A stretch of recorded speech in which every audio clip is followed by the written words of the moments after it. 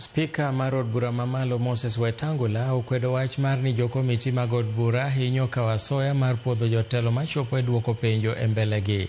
Wetangula wacho ni jood burago biro timo tijgi e rang'iny mamalo kendo kaka dwarore kodwaro mondo mi ochiw neno ayanga e wi joma wachore ni chamo asoya. We had the thrust to take off. We are now at cruise altitude or cruise mode, and we must maintain the momentum as the destination is fast approaching in 2027. And it's for these reasons, Honorable Speaker, why we are here today as leaders to renew our synergy as we work together to deliver for the people of Kenya. The person who's bringing the allegations must come with a proof. The burden of proof belongs to the person who is coming up with allegations. He who alleges must come with proof. That's all.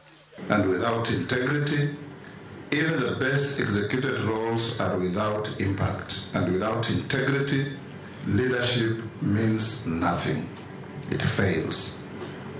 Honorable members, the question of integrity is therefore not a choice of what is convenient, but a choice of what is right. As leaders, we must lead from the front by upholding integrity in our different roles, and in this regard, in executing your roles as chairpersons of committees.